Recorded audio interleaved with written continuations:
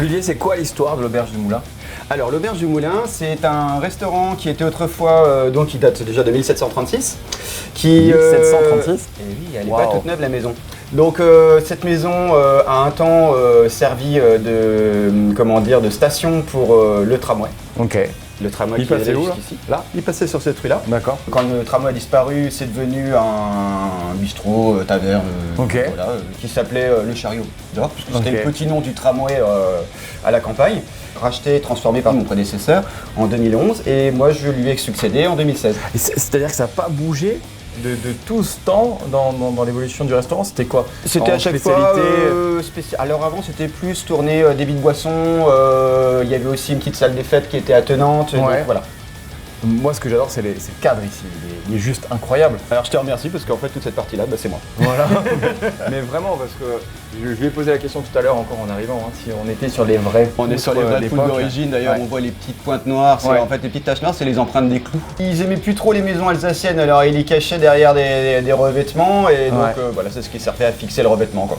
Ici, Alors les parce qu'on spécialités, reste dans la tradition. les spécialités, on reste tout à fait dans la tradition. Alors nous on est maître restaurateur, c'est-à-dire qu'on fait tout maison, que ce soit de la pâte à tarte flambée, l'appareil, les spécialités, il n'y a pas de produit tout fait, ça n'existe pas ici.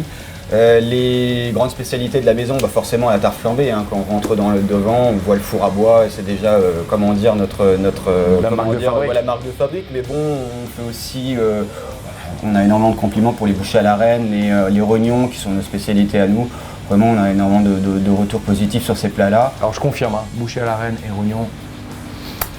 Voilà, sinon les petites spécialités qu'on voit un peu dans tous les restaurants, les bons restaurants alsaciens, les moelleux au chocolat, les tartes rhubarbe meringuées, les tartes à thym. Et du coup, on fait quoi à manger maintenant? J'avais proposé une petite bouchée à la reine et puis C'est bien. une petite Après. rhubarbe meringuée. C'est bien. Tu veux essayer les rognons aussi?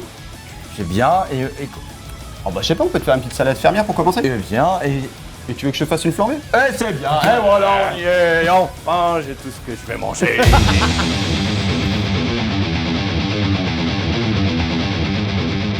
Ok, donc là je vais démarrer ma bouchée. Donc, Ok. j'ai mon sauté de veau, ma poule fermière, mes garnitures. Très bien. Donc là je mets tout, on démarre à froid. Je vais poser ma poule et mon veau.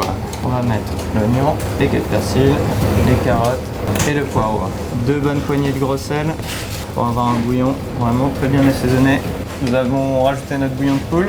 Ouais. Et bien sûr, ne pas oublier nos épices. 3 feuilles de laurier, 4 coups de girofle, allez, 5 baies et le thym. On remet le couvert et on poche notre amiflo pour la suite. Donc là, on va passer sur la salade fermière. C'est donc une poêlée de foie de volaille et de blanc de volaille qu'on va donc déglacer au vinaigre de framboise, mouiller à la crème, assaisonner cette fois, dressé sur la salade. Donc là, je vais prélever un peu de bouillon de ma cuisson de boucher pour cuire à blanc mes champignons de Paris. En attendant, on va passer sur la viande. D'accord. Donc là, on a notre veau, notre volaille. Elle est cuite et elle refroidit. Donc on passe sur la découpe. Je vais juste séparer les pièces et je retire juste ma peau. Je vais commencer à découper la volaille. J'ai retiré mes champignons de Paris. On va les refroidir et après on n'aura plus qu'à les intégrer à notre mélange à froid avec nos quenelles de veau. Je vais démarrer mon roux, beurre, farine. Maintenant, on va mouiller avec le bouillon. Là, je pars sur un petit Riesling. On rajoute à notre jus de cuisson. On va rajouter notre crème. On laisse bouillir et c'est tout bon. Top.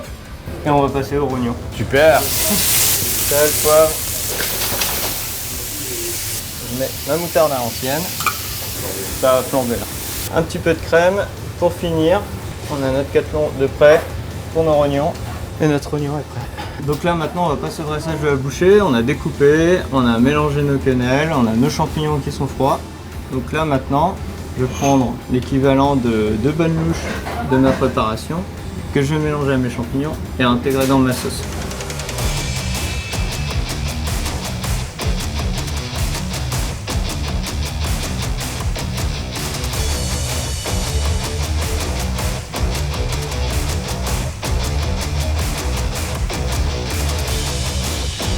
Et surtout, Soyez passage!